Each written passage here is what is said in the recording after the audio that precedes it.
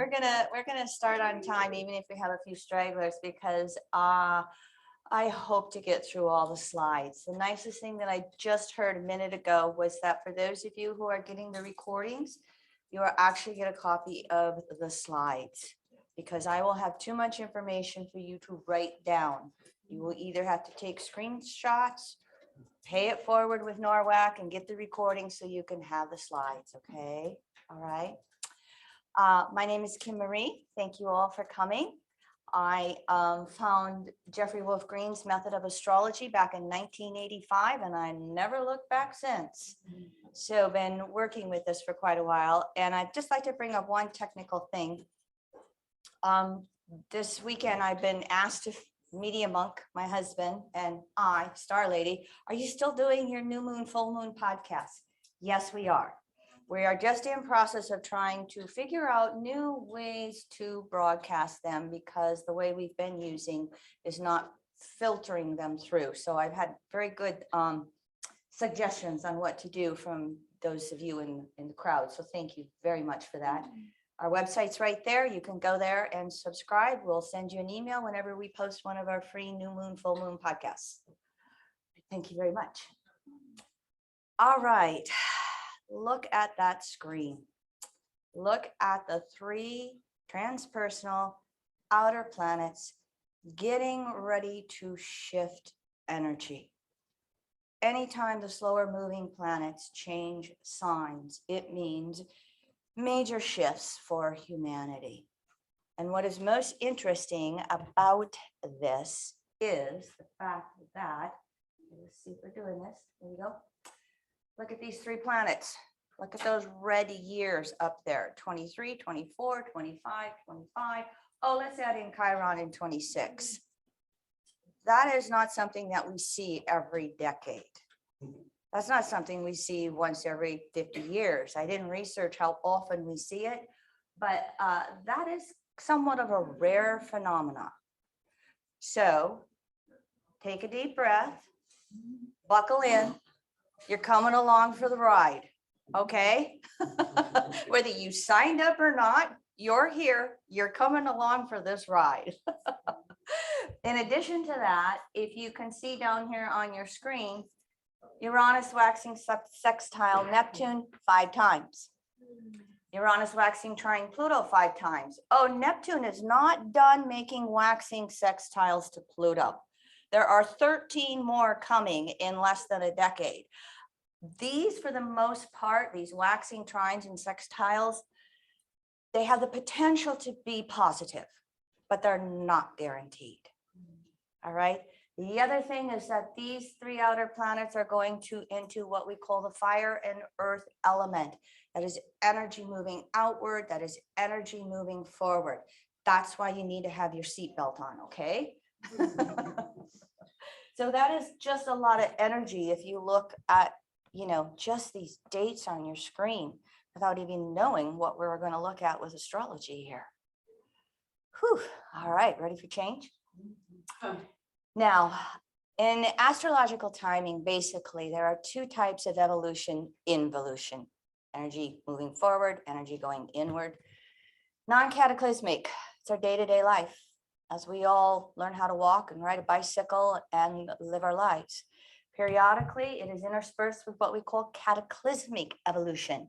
That is where some major event or situation takes place in our life, and everything, all of a sudden, the landscape changes and nothing filters down like it was before.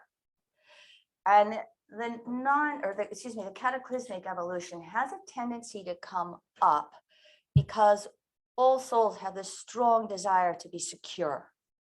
We like that routine. We like that comfort. It takes courage and will to change our life. And so the non-cataclysmic, cataclysmic steps moving forward, they work in rhythm and harmony with each other. Well, guess who brings along the cataclysm? Those outer planets sometimes, when they change signs or they aspect the planet in our chart. What this all represents, evolving, involving, is that the evolving forces are always going to have the upper hand over resisting forces. No matter how much you like your routine, you are going to change. All right. And none of us get out of here with our physical body. That's the evolutionary forces at work saying, oh, you're out of your time here now. Going to go on, going to come into another body at another time. Evolutionary astrology is steeped in reincarnation. And so Pluto enters Aquarius for 2 decades. It has a very elliptical cycle. It will spend from 10 to 30 years in a sign of the zodiac. So we are all going to feel this intensifying clash between regressing forces maintaining the status quo and visionary progressives wishing to advance social agendas. Doesn't matter what the subject is, every area you can think of. We'll talk about some of these subjects. We'll try to hit a few highlights for you as we go through these screens. But many of us know Aquarius is, the Aquarian age. No one has the date that it is actually going to be happening.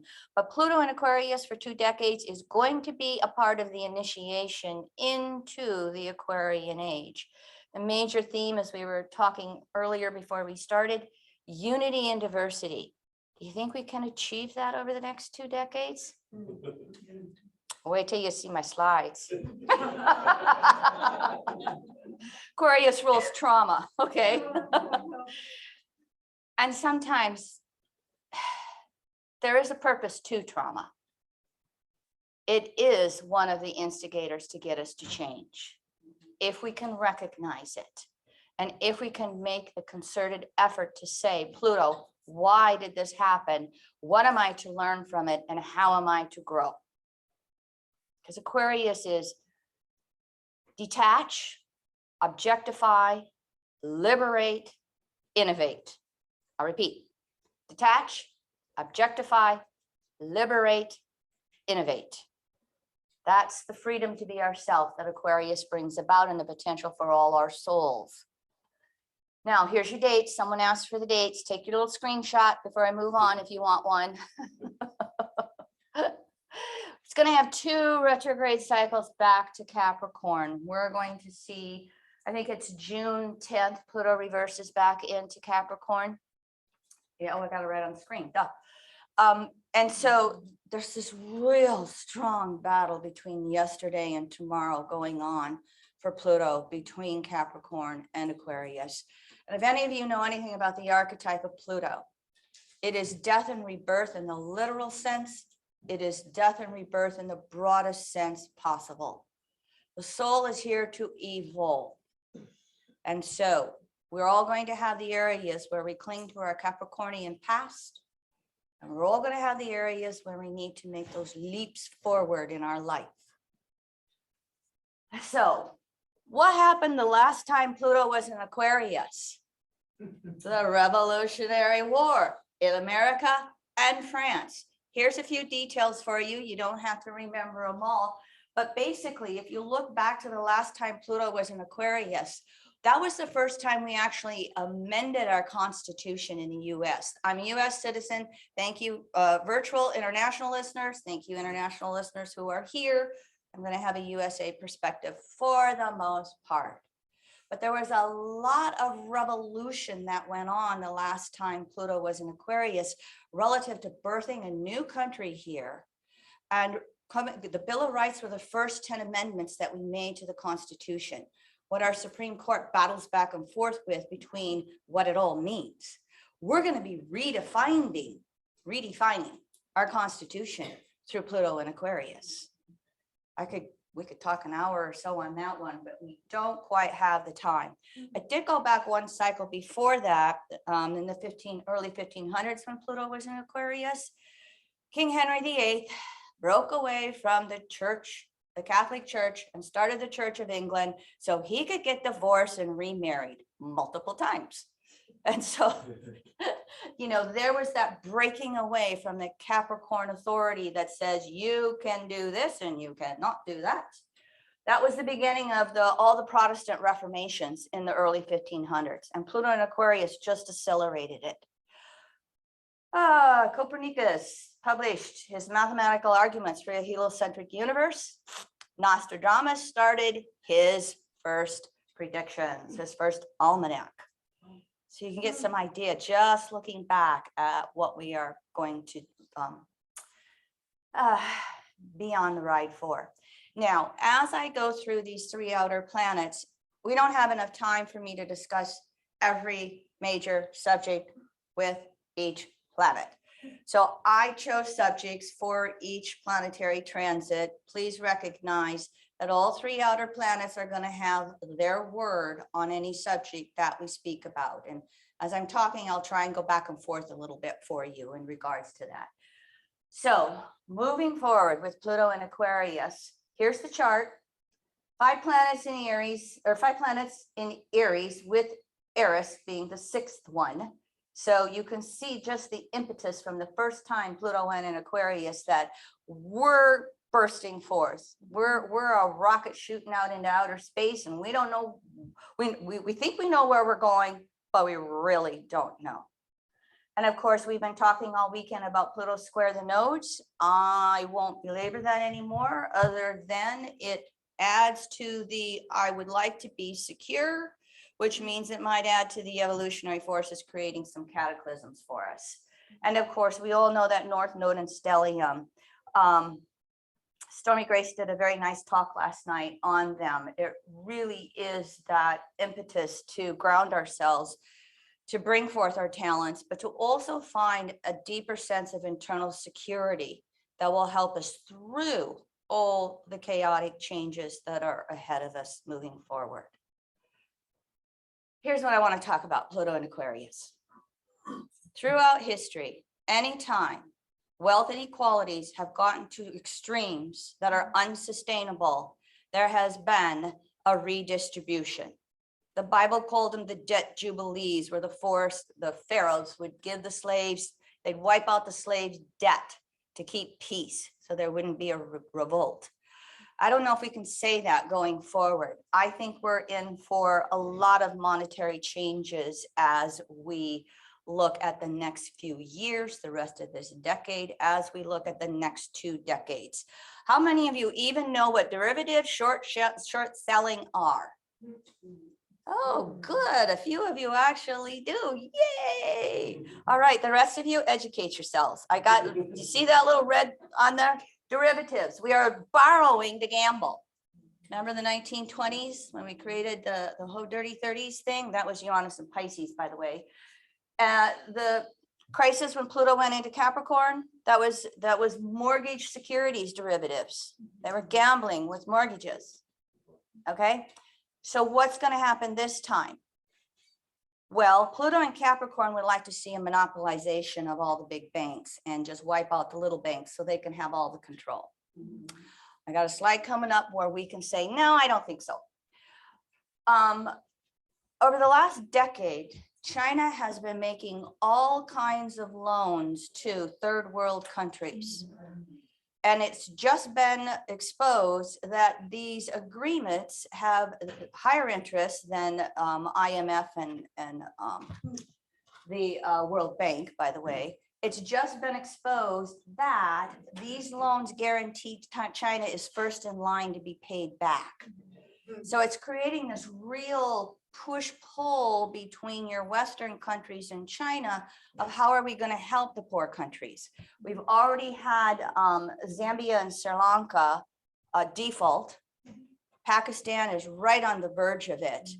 And so that little banking scare that we saw when Saturn went into Pisces and Uranus went into Aquarius, it isn't over. It's not over yet. I'm a very strong advocate of public banking, which I will show you in a little bit, but I just want you to recognize that our entire world is facing an upset to monetary policies. And it's the Aquarius says, are the masses going to rise up and have a voice? Or are we going to let the Pluto, and Capricorn plutocrats continue forward the way they have been in the last century or so? So, whoops, wrong way. I gotta get my thumb on the right one. How many of you heard of UBI? Oh, a few of you. Okay, universal basic income. It's been around for hundreds of years. but it's just now starting to gain some momentum. And it basically is a tax and transfer program. In other words, as we run into AI and how many jobs are going to be lost over the next decade, the next 2 decades, we're going to have the massive amount of people who just can't work. It's not that they can't be productive. Their job has been taken over by a robot. And so will we have in various places a growing momentum to redistribute a universal income to everyone because you're alive and you breathe air? You have a right to have food, clothing, shelter.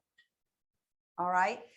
Stay tuned. I'm actually raising these issues up because I would like many of you to become the activists. You know, we're not astrologers who just sit. We're astrologers who recognize what's coming. And we, as much as anybody, can be part of that leading edge Aquarius to change things. And so here's the thing about public banking. Profits generated from private banks go to CEOs and shareholders. Think of JP Morgan Chase, Goldman Sachs, you can name them all off. Profits generated from public bank credit, public banks, are returned to the public, meaning the taxpayers, the citizens. Money goes back to taking care of our elders, building our roads and bridges. This website on the bottom, publicbankinginstitute.org, the woman who created this, Ellen Brown, she is my #1 heroine. I highly recommend that you go to this website and become a part of it, publicbankinginstitute.com or .org, excuse me. They are the public banking movement. They're very active out here on the West Coast. They're getting more and more active all over the United States. Here's what it is based on. I'm from the western part of South Dakota, the Black Hills. I have a twin, North Dakota. Well, North Dakota in the early 1900s with the railroad barons said, we're not going to pay your exorbitant fees. And they created their own mini Fed, Bank of North Dakota. 760,000 people are sitting on $8 billion cash. And it is not the oil. They've been through the oil booms and busts. In other words, North Dakota, Bank of North Dakota, they do not send any money to Wall Street. It all must go to their own bank. And their bank acts as a mini Fed, and it works with the private bankers. Here's one for you. Let me get this right. That population right there, they have 6 times as many banks in North Dakota as any other state in the union, because they pay it forward, pay it forward, pay it forward. Okay, so this is really the bottom line of Pluto and Aquarius for a redistribution of monetary policies. When Pluto went into Capricorn, the interest on infrastructure loans, meaning all of the bonds that your cities and your counties did to have roads and bridges and buildings and all that kind of stuff, the interest when Pluto went into Capricorn on those bonds was 30% of the project. That interest today is 45 to 50% of any of your public projects goes towards interest to private bondholders. North Dakota said, we're not going to do that. So it can be done. It is done. And that's the movement of the publicbankinginstitute.org. If you are international, still go here, educate yourself. This is something that's replicated all over the world. There are other countries. There are Australia, Canada, India, Germany. Those countries over time have ebbed back and forth between the percentage of private versus public banking. All right. China is pretty much public banking, except controlled by those plutocrats. So it doesn't mean that they can't co-opt this and do this. But the more the masses learn this, and the beauty of Uranus and Gemini is that self-education is going to get easier. All right, I got to keep going. You with me on this? You okay with this? I've already talked about social inequality. And we can either choose to redistribute voluntarily, or sooner or later the masses rise up because they have no choice. I have to feed my kids. All right. We'll see how the waves are going to go with Pluto and Aquarius. They're not necessarily fated. It is going to depend upon how much us people decide we need change. Okay. And I already talked about the debt jubilees that we have. Again, the Aquarian intent is to create social equality and unity in our diversity, not conformity, diversity. All right. That's quick. I use a chart by Michael Casey for the United States. And what I will point you out is that in whoops. Okay, let's go back. There. In 1989, the Library of Congress released newly discovered old letters of Benjamin Franklin. And in those letters, he was quoted as saying the Declaration of Independence was between 9 and 11 a.m. Here's an article that will show up in your slides if you get the recording about a synopsis of Michael Casey's work. He's still alive. He still writes. He doesn't have a website, but when I came across this, I spent a couple of years looking at this. Have you ever known a more egotistical country than the United States? Yes, there is a trine, but here's the other thing about the US chart. And this is something you'll hear me say as we walk through these slides. The US has these inclusive versus exclusive trends. Okay, give me you're tired, you're hungry, you're poor, build a road or build a wall.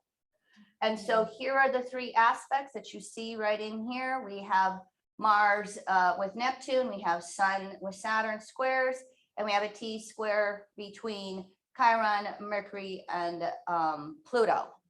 Those are the three main aspects in the US chart that emphasize that. We don't have time for this. I could have a whole lecture on this, but here's where I come from in regards to my chart for the USA now. And the other thing you can look at is when Uranus goes into Gemini, what's going to happen? And in this chart, Uranus is right on that midheaven. Oh, are we going to include or exclude Gemini? You know, what else can happen? When 9/11 hit, we had, it was Saturn and Gemini over that Uranus, I think it was, if I'm remembering it correctly. And so stay tuned. Neptune in Pisces is still opposing Neptune, squaring Uranus. That's been creating a lot of our religious phenomena and divides that have been going on. As I was saying earlier before the thing, Neptune's probably going to be tired of being in its own sign. And when it goes into Aries, it's going to have a few things to say. Let's look at that. I don't have time to go through everything. Again, these slides are fast. I'm actually doing a 4-hour workshop on this later this year. So thank you for allowing me to speak fast for you. And so Neptune in Aries starts a new 165-year cycle through the zodiac. Religious and spiritual upheavals will be initiated. And religious dogma is going to reap the distortions of their own makings as their veils are lifted. East and West. You can't live in this modern time with all this technology and still be able to say, Catholic priest, thou shalt not have sex. Do you know why the Catholic Church took away the ability of Catholic priests? Let's see if we have the same information. It wasn't just for the sex. It was the money. The inheritance. If they had no kids, the inheritance went to the church. Yeah. Interesting, huh? Now, in evolutionary astrology, Neptune rules the climate. Neptune is nature in all its rawness. Okay, I'll show you this in a little bit. So Neptune in Aries is just going to intensify all of our climate change events. And it will be part of creating more mass migrations of people, again, just looking for food, clothing, and shelter on the planet. So we're going to have just that whole physical situation going on. In addition to Neptune in Aries is going to open all of us up to deeply searching for meaning in our life. You know, Pisces was a part of that, but Pisces distortions can also go into, oh, I won't pay any attention to that. I can't look at that photo of you know, that disaster, or those people hurt. Well, Neptune in Aries is going to, again, open up and increase the deep searches for meaning in life. Now, let's explore that just a little bit more. Here's the dates. Take your screenshot.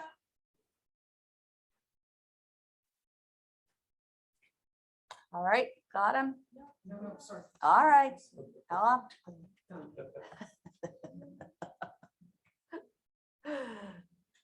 All right. Question. Yeah, I know when you started this lecture, you were talking about humanity, Yes. but you have mentioned the crisis in the climate. And I'm just wondering, do you have anything coming up where you'll be talking about not just the human species? Yes. Okay. Where would we be without Neptune talking about that? For those of you who are listening, a question was asked, or for those of you virtual, a question was asked, are we going to talk about species other than humans? Yes, we will. That's my birthday, 3/30/20. So I didn't even realize that's gonna be my solar return that year. Oh, there you go. There you go. What spiritual questing are you going on? Oh, here's the last time Neptune was in Aries. What was going on? Oh, the Civil War. The USA Civil War.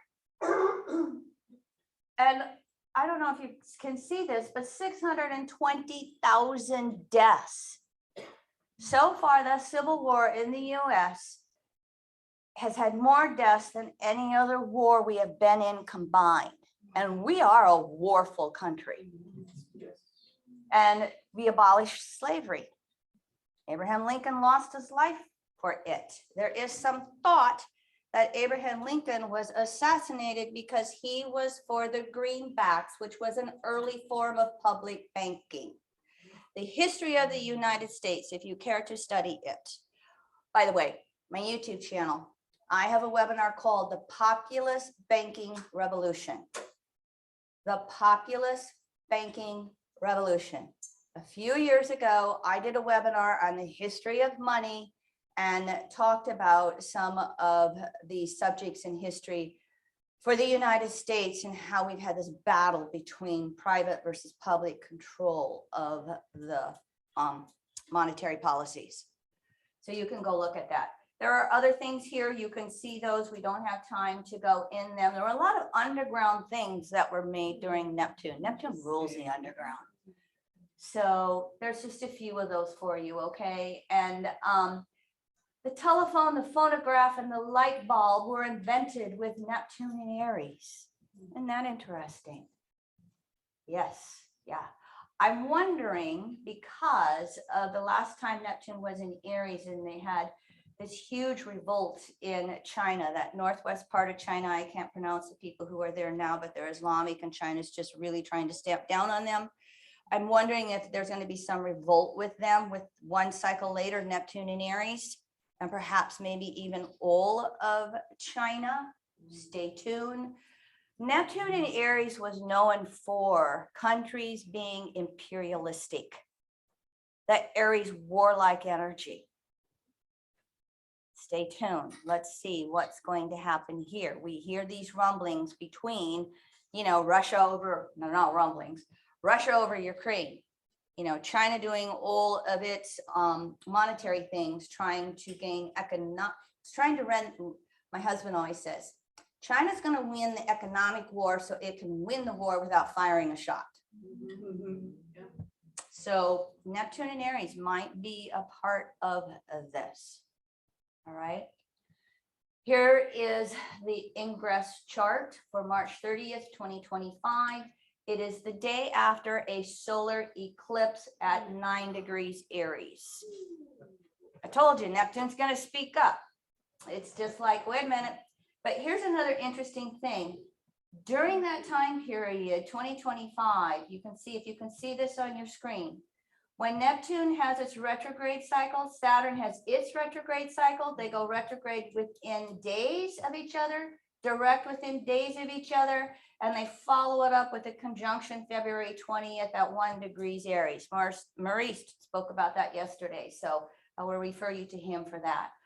Again, I see Earth events and climate change accelerating, and we've talked before, the world's belief systems are undergoing death and rebirth. And it's going to explode. We're already seeing with Neptune in Pisces here in the United States, well, it's probably my next slide. Hold on. I'm going to get a hold of myself. Nope, it'll be the second slide. So again, we talked about that defense of old belief systems clashing with the instinct to evolve. In evolutionary astrology, we look at belief systems condensed into two different types: inclusive, giving, sharing, and including; exclusive, taking, hoarding, and excluding. And belief systems can actually be various mixtures of both. But your more formalized religions, and even most of your consensus socializing that rules society, they're more based upon what we call patriarchal distortions. But they're exclusive principles: taking, hoarding, and excluding. We won't survive that way. So that's probably one of the things to really recognize, that, you know, Neptune in Pisces has been a time period to return to more inclusive principles. Neptune in Aries could exacerbate the exclusive principles. Again, nothing's guaranteed. It depends upon how we stand up. All right. Most of your religions, this is another EA little tidbit for you. Most religions are based upon East and West. Somehow there's this perfect God and our natural imperfect humanism. It's easy to see we're imperfect. It tends to induce guilt. Guilt based upon atonement is the victim. It is the masochist. I must suffer. I must atone. Guilt based upon anger is the victor, the sadist. I will get you before you get me. All right.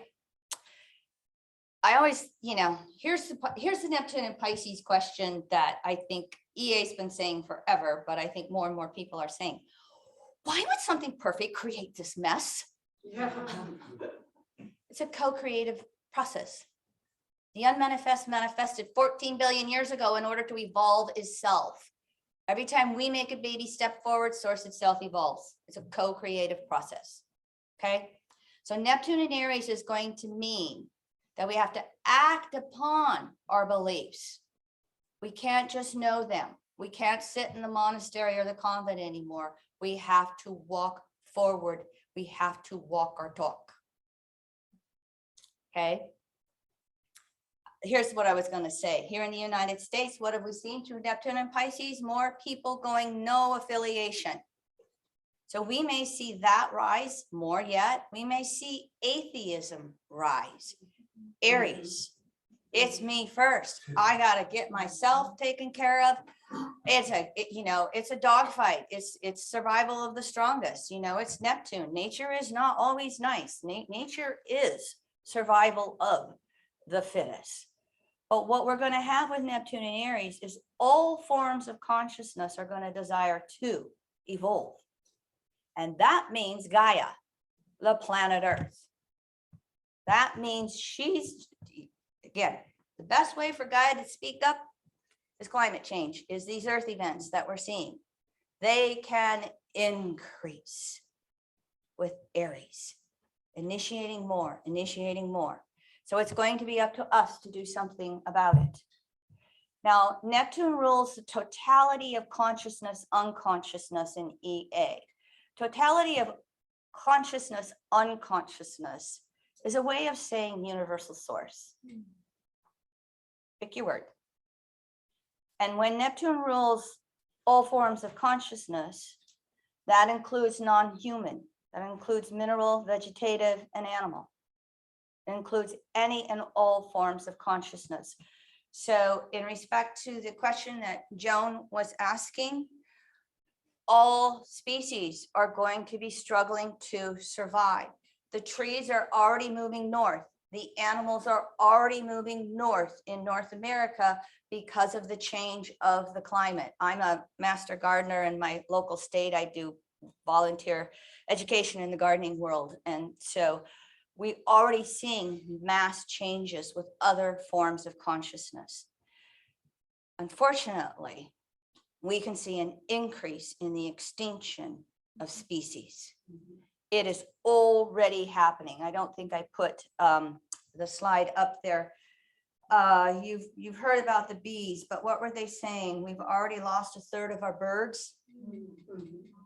I can't remember what the percentage is on insects, but it's similar. I think insects are maybe almost something like 40% total insects, not just bees. So we're trying to play God, and we're not doing a very good job of it. So Neptune and Aries can exacerbate the extremes of extinction, but it also has the potential to accelerate standing up for all species, seeing a revival of or new forms of the Sierra Club, the Nature Conservancy, those environmental groups, seeing what is the little girl's name? Greta Thunberg. Yes, seeing more of those types of people. An interesting thing that Patricia Walsh said in her Pluto Aquarius is that with all of this social media and electronics, for the first time in history, the youth have a voice in change. They're going to sooner or later say, excuse me, when you get to be 75, you don't get to be a US senator anymore. But you get the point of what I'm trying to say. Go ahead. No, I was Oh, just, Yes. Now, we can have an extreme increase of frustration and actions that relate to that with Neptune and Aries, because Aries wants complete and utter freedom. And Neptune says you will surrender to a higher power. And so you can look at your own chart. You can see where Neptune is in your chart in Aries. And that's where you want all your freedom. And somehow in that same area of your chart, Neptune is going to say, these are the circumstances of space-time you're born into, and this is where you are going to surrender to higher power. Just ponder that one in your own chart sometime after this weekend when you are looking at it. And so we're just really going to have to sometimes learn how to count to 100, take a deep breath, get out in nature again, and slow ourselves down when Neptune goes into Aries. And Neptune's transit through Aries, if you didn't recognize that, it's 14 years. Neptune's pretty steady through each sign of the zodiac. And so climate change, we've been talking about it already. I've already said it's going to continue to warm up the planet. Can we turn it around? Time will tell. Neptune rules all forms of water. Neptune rules those oceans. Neptune in Aries is going to increase the rising water levels. And with Pluto Aquarius, Uranus Gemini, add on the air events, be they the forest fires, be they the typhoons or tornadoes. We'll see the mixture of those. That's that air and fire element just going nuts. Neptune in Aries can create countries and continents having territorial battles. Changes of the climate from our actions is going to create such chaos with movement. You haven't seen anything yet with immigration. We are just getting started with masses moving. And it's going to change how we live on the planet, because we can't all live. Here's another tidbit for you. I'm Pluto Virgo. The United States is 4% of the world's population. We use 25% of the world's resources. Out of that 25% of the world's resources, the upper 10% of income use 40% of it. Repeat. Out of the US using 25% of the world's resources, the upper 10% of wealth use 40% of that. Ooh, Pluto Aquarius redistribution, anybody? And so climate change is going to force us to look at some of this stuff. I have another one to give you as well. I suspect that I should probably keep myself going here to get through my slides. Neptune and Aries, are we going to enact gun control, or are we going to have more violence before we do? Yeah, but I think our young bloods, if you are Pluto, Scorpio, or younger, you're a young blood in my world. And I love you guys. Not that I don't love the older ones, but you guys are gonna have no choice but to stand up and do something. And so I think that Neptune and Aries will actually bring about common sense gun control in the United States. You don't have to look at, the statistics are all out there. We just need the change of guard to take place, Aries, with the young ones. Uranus and Gemini. 7 years through a sign, switches in 2025. It's setting the stage of the 3 great pattern makers to harmonize in air and fire. We've already started talking about that. Uranus in Aries is going to accelerate our senses and spark new dendrite information to accommodate technical integration. Got that? Spark new dendrite. Dendrites are those are synapses in our brain that spark back and forth. When we learn something new, there's a dendrite that holds that information. Okay.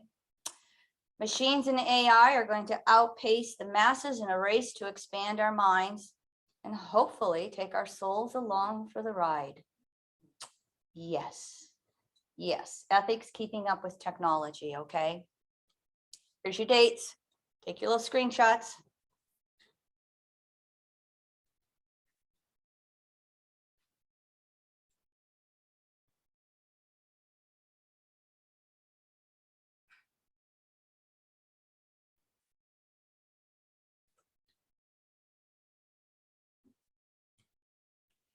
What happened the last time Uranus was in Gemini? World War II. Oh my, are you starting to get it? Last time Pluto was in Aquarius, Revolutionary War. Last time Neptune was in Aries, the Civil War.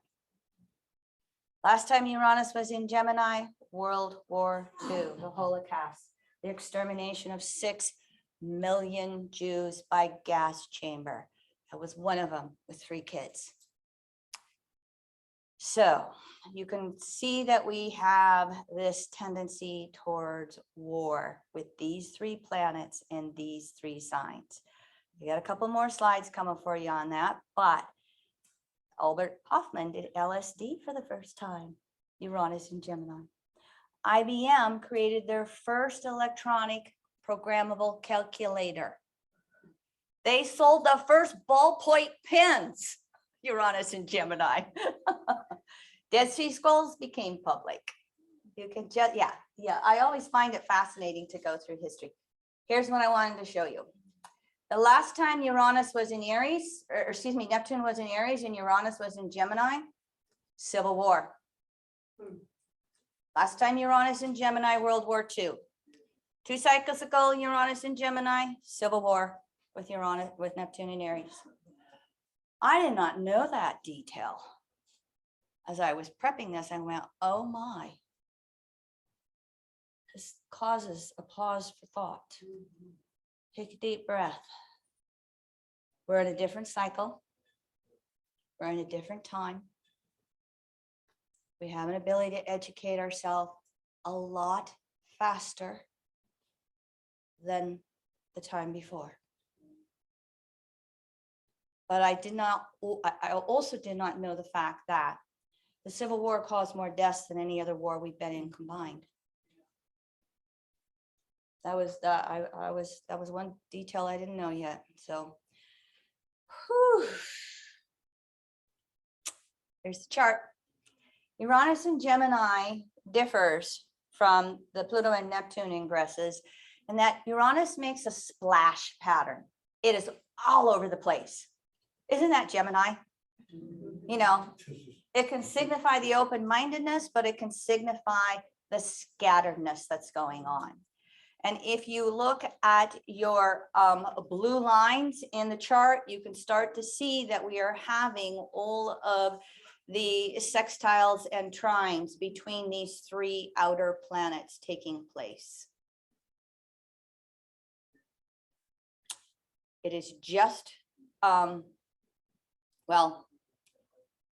it is just before the Saturn-Neptune conjunction. That's February of 26th. Okay, so we still have that Saturn balsamic Neptune, but they're both in Aries, and they're both, you know, part of this. We're going to shift and change. So we're not going to take time to go through the chart. Okay, Uranus in Gemini, the individuated unconsciousness is tasked with exploring new ways of living life. Again, possible for confusion. The mind gets overwhelmed. And when it does, you've got to involute. You've got to go inward, slow down, and allow that Sagittarius polarity to deeply process. Technological advances are just going to explode with these three ingresses. We are all going to be tasked to keep up. You know, I'm one of these stubborn souls who refuses to put email on my phone. And I'm like, okay, I suppose I got to do that one, don't I? I mean, that, you know, just think about all the change that you have to do. And I'm going to keep going a little fast because there's some slides of the trines and the sextiles I really want to show you. But we can have miscommunications going on here that could create that potential for war in the snap of a minute because somebody misunderstood. You know, there's articles out there. Don't let AI have the suitcase that has the nuclear codes. That battle's going on. Haven't even heard of that, have we? All right. So I just wanted to take a moment because this AI is going to explode on us.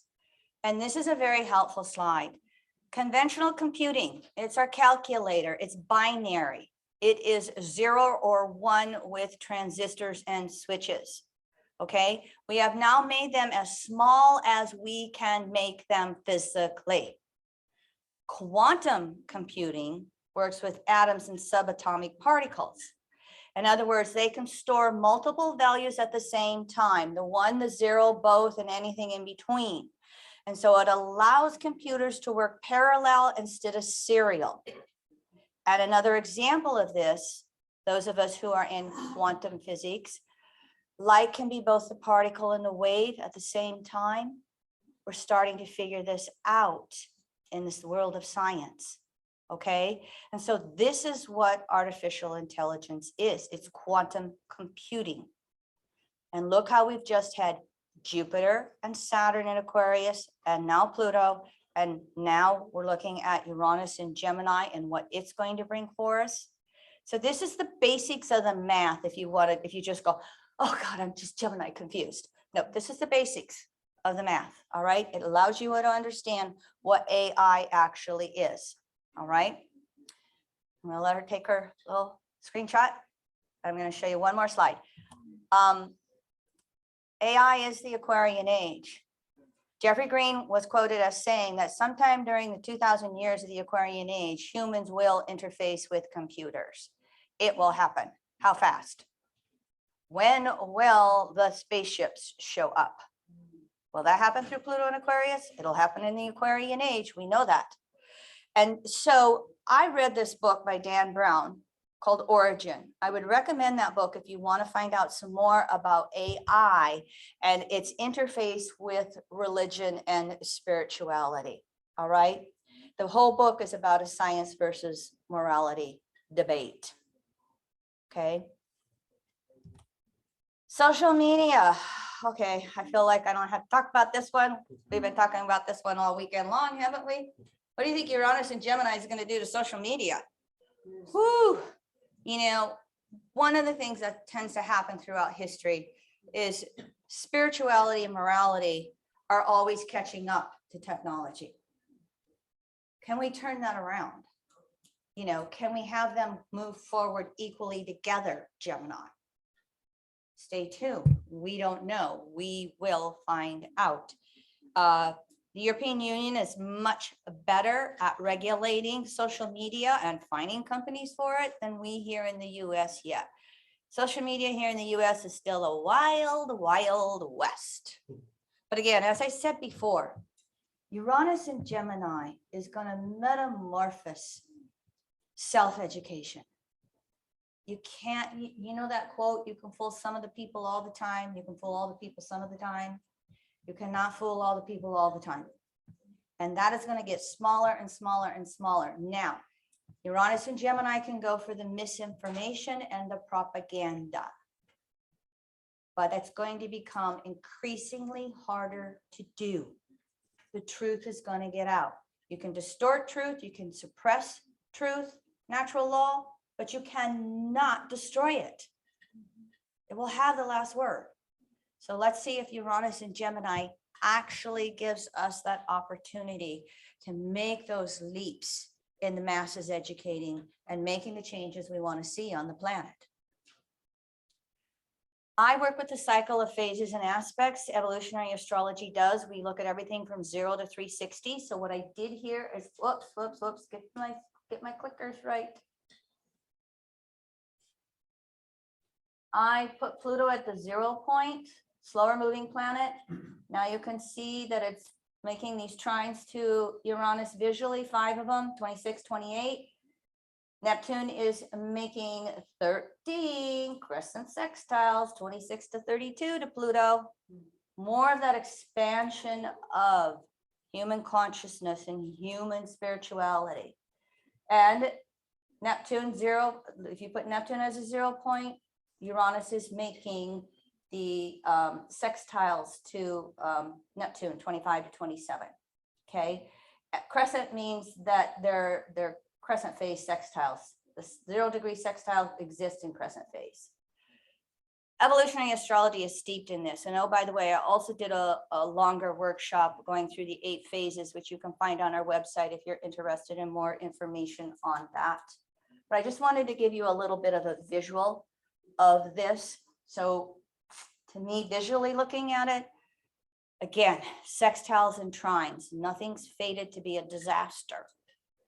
Trines are ease and ease of effort. And if we make the effort, we can get, you know, a bigger bang for our buck, so to speak. All right. So Pluto Neptune is a 500-year cycle. The last conjunctions, whoops, I got to get these right. The last conjunctions were in the 1890s at 7 to 9 degrees Gemini. Even though Neptune and Aries created these, when they had their conjunctions in Gemini, this is when it shot off with exploding and common use. They actually have 49 waxing sextiles. That's Pluto's elliptical orbit taking place here. I mean, to me, it is just really an example, or shows us how we can have such an expansion of consciousness and spiritual growth between Pluto and Neptune. Hopefully we're going to make the most of it, and we can make sense of the world as fast as it changes. Okay, these two doing sextiles in Aries and Aquarius, you can just see it's going to be the globalization of the planet. It doesn't matter what country you're in. It doesn't matter how protective and nationalistic we want to be. The masses are globalizing. It's happening, and it's going to keep happening. And you can just extrapolate what it will mean for free countries versus autocratic countries. And it means that there will be more of that mass migration that is going to take place all over the world. People wanting a better life. That's Neptune in Aries. I want to change.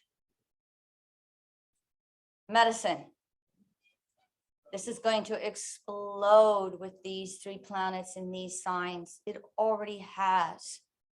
If I may, I have been involved in an alternative healing program that works via your photograph, that beams healing frequencies into your photograph 24 hours a day, 7 days a week.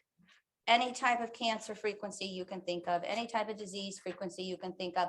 I've been on this program for 23 years and I'm almost 70. So it's already here. When I found that technology, it was the year 2000 was when I found it. and that's my website on it. And I read this book and I got them reading and I go, beam me up, Scotty, it's here. You know, that little device, that tricorder from Star Trek where you just wave it over and it tells you, oh, this is what's going on in your body. And, you know, oh, this is what you got to do for your nutrition. Well, guess what? It is here. It is here. Medicine is just going to totally evolve and change. However, Aquarius is contagions. And it can be, a contagion is the spread of disease, either by contact or close contact. COVID spread by air, that's close contact. That's a contagion. But we also with Aquarius can have mental contagions. You know, drinking the Donald Trump Kool-Aid. Okay. So Neptune rules the immune system. All right. So when these planets, you know, oh, they're just slow moving sextiles. Gosh, you know, what are they going to mean for me? Well, guess what? They are going to transform medicine. And part of that is going to be us really evolving our immune systems consciously, because we put so much distortions on the planet and diseases are going to spread faster. We don't have our national geographic boundaries divided by oceans of water. You know, Master Gardener working with all the invasive insects that just come in and decimate native insects that keep other things at bay and decimate the native plants that keep everything in balance. We're messing with that. Just extrapolate that from nature into your own body. You've got to pay attention to your diet, exercise, and rest. You've got to be working to evolve your immune systems. There will be all kinds of things that are just going to come out that are going, you know, good luck keeping up. All right, just a few examples for you on the screen. Pluto Uranus, the soul's evolution of its individuated unconsciousness. Okay, Pluto's the soul, Uranus is the individuated unconsciousness that contains our past, present, and blueprint of the future. All right. Their last conjunction was the 1960s. I wasn't quite old enough to be in the 60s rebellion, but boy, I sure knew about it and felt it, and I loved the music. They're going to have 5 waxing trines together, 120-degree mark. You can see in Gemini, Aquarius. Trines are rewards of prior efforts, both positive and negative. So look at that on a collective level. What have we been making effort with? What will be the fruits of our labor on collective levels? Some areas will make progress and some areas are going to remain static or regress. Because Aquarius is fixed air and Pluto wants to be secure, we can have pressure build up, build up, build up. There can still be the cataclysms. And one moment, Uranus and Gemini, everything's okay. And the next moment, it's all over the place. And that will happen with every single issue we've been looking at here on the planet. Are your seatbelts fastened? I'll try and lighten it up. I'm a little Scorpio here. So, you know, everything tends itself to progress, to evolution. But again, can ethics and morality keep up with it?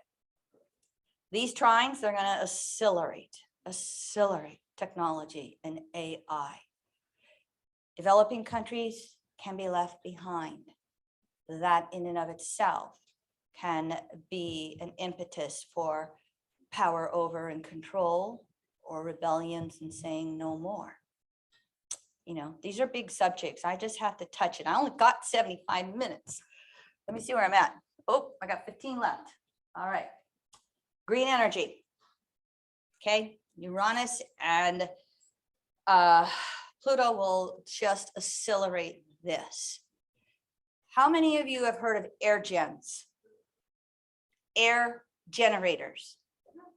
Do you know that they have now made microscopic, I gotta put my little mic down here. Microscopic generators, the width of your hair, that have air holes in them that can transfer humidity in the air into energy. They envision that they will be able to create these in layers, and you'll be able to have them on the walls of your home. And by transferring the humidity in the air into energy, you will be able to provide all the energy for your own home. Those of you who live in the Southeast, you got it made. The desert, they can still do it in the desert. The Dune movies, that's what they're doing. You know, are any of you familiar with the Dune movies in the desert? And they got these little things that just recycle all the moisture and water and vapor in their bodies. Air gens. Stay tuned for those.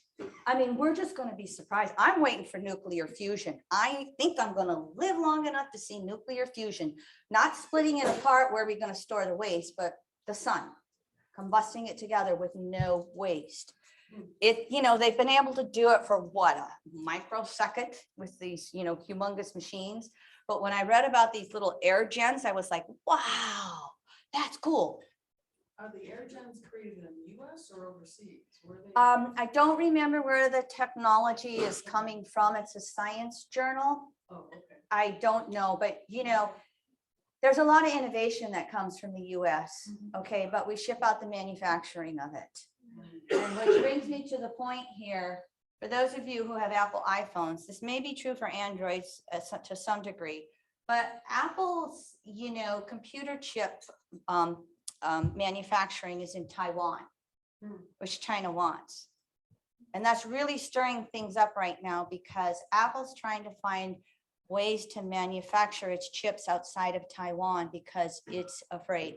Warren Buffett, the big investor, he just took his investments out of Taiwan in the last week. Yes. That's a bad sign. Yes, exactly. Cobalt mining.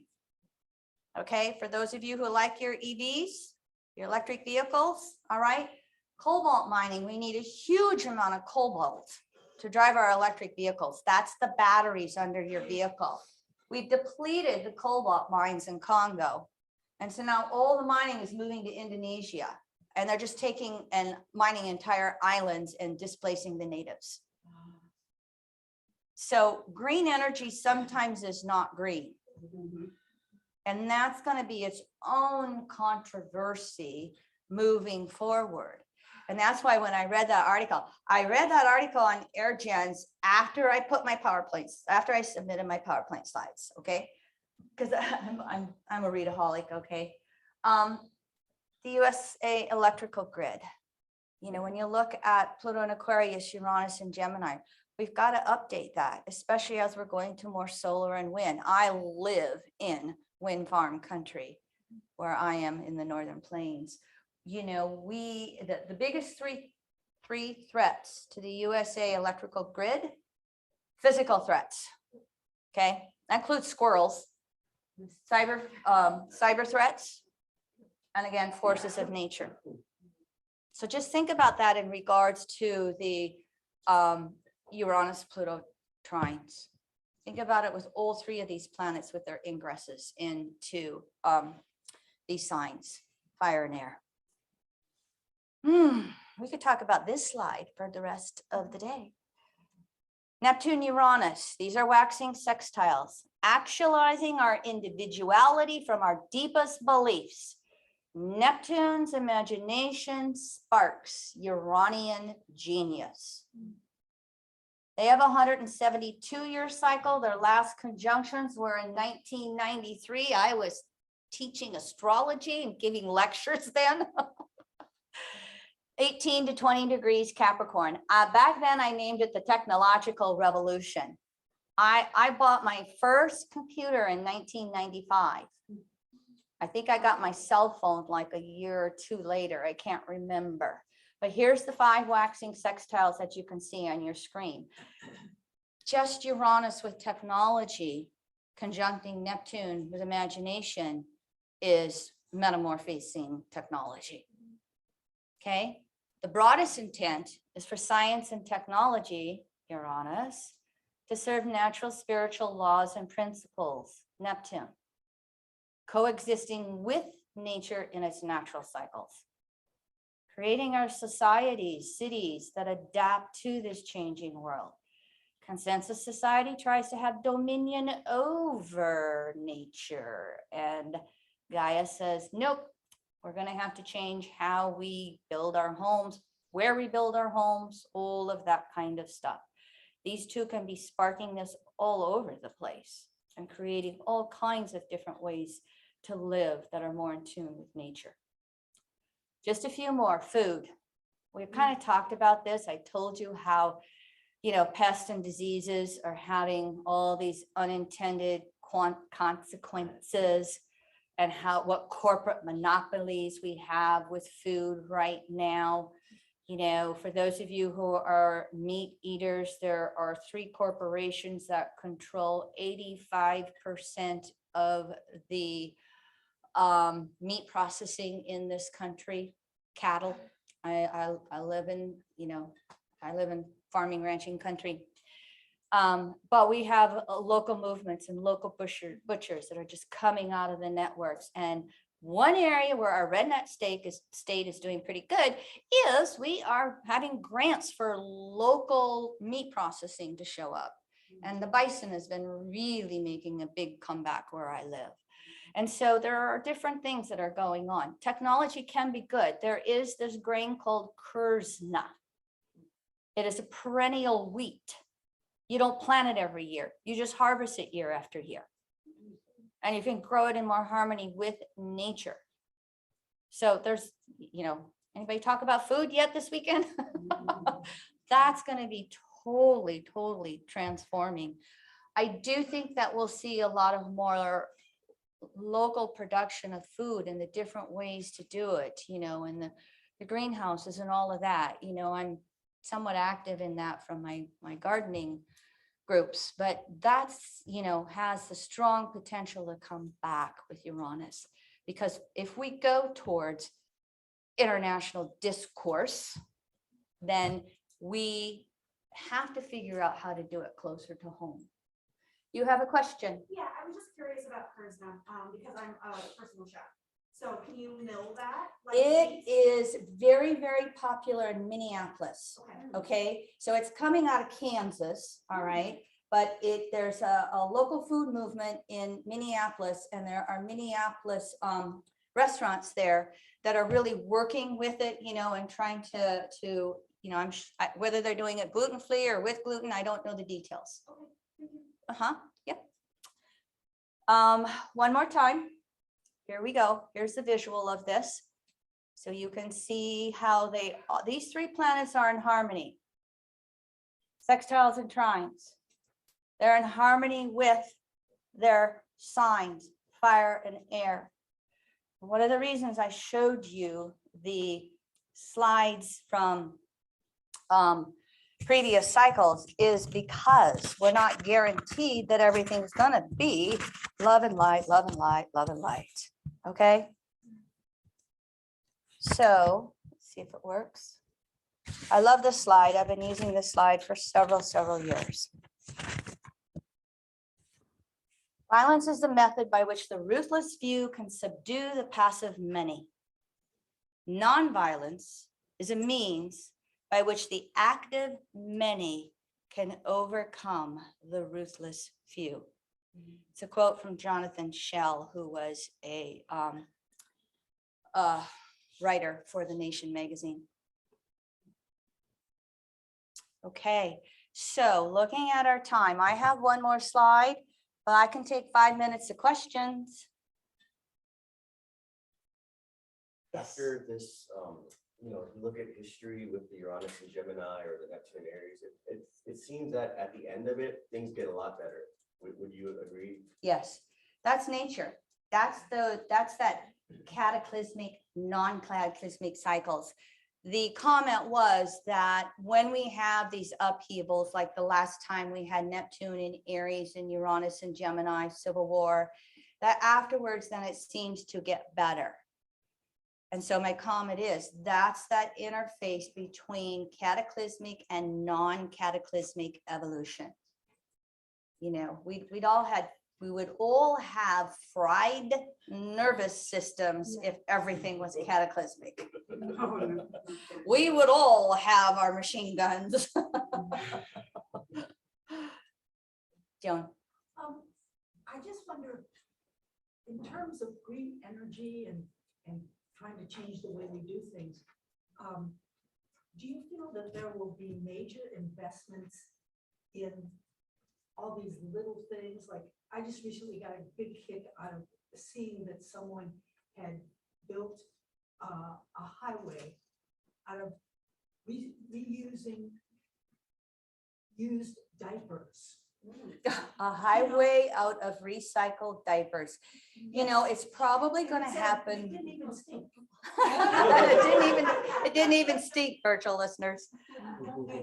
You know, technology is always that Uranian spark of genius. You know, Thomas Edison, you know, and the things he built, it can possibly happen both ways. The question was, will it happen with mass investments, or will it happen from the ground up, basically? It's probably going to be both. You know, I mean, I always go back to, again, remember my slide on public banking? When public banks loan out mortgage and student loans and small businesses, and they're paid back interest, that interest is reinvested, and that can be reinvested into infrastructure. The thing about the United States is, the reason we are known for all of our technology and all of our inventions is because our US federal government pays for it. It subsidizes and grants these private companies. And then we give the private companies the patents to make all the money. Why don't we keep that? And they don't have Yes, to pay taxes. and they don't have to pay taxes. They get, Well, they get tax refunds on taxes they haven't paid. yes, maybe they get virtually, they get US corps, big corps. They get tax refunds on taxes they haven't paid. So, you know, Pluto and Aquarius that. gives us the opportunity to change that. You know, just think what we did. You know, the Revolutionary War was messy, but we told England, you don't get a taxes without representation anymore. And then we didn't do it perfect, but we really tried and said, well, how can we create it a little better? And then it took the Civil War to say, well, we got to do it for all races, you know, but we can see how evolution's coming along. And if you also look at it from the broad perspective, evolution accelerates. You know, that's why, you know, fasten your seatbelts, because, you know, look how long it took us to get to 1 billion people, then 2, then 8. You know, so as evolution accelerates, who knows where we're going to be in 100 years? Who knows where we're going to be in 20? Questions or comments?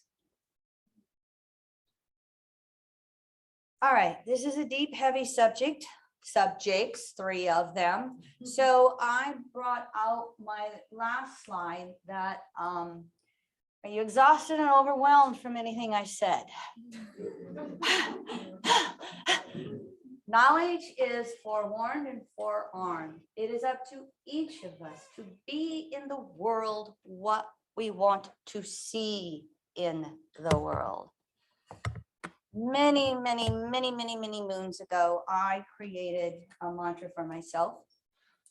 And it is what I say before I do every session with a client. It's what I said before I came to speak to you today.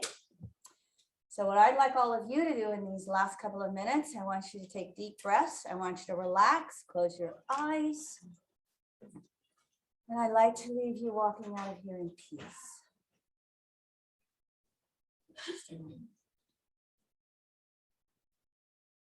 There's actually 3 verses, all right? Spirit of God Goddess, come through me. Mind of God Goddess, speak through me. Heart of God Goddess, love through me. Body of God Goddess, I am. Spirit of God Goddess, come through you. Mind of God Goddess, speak through you. Heart of God Goddess, love through you. Body of God Goddess, you are. Spirit of God Goddess, come through us. Mind of God Goddess, speak through us. Heart of God Goddess, love through us. Body of God Goddess, we are. Thank you, everyone.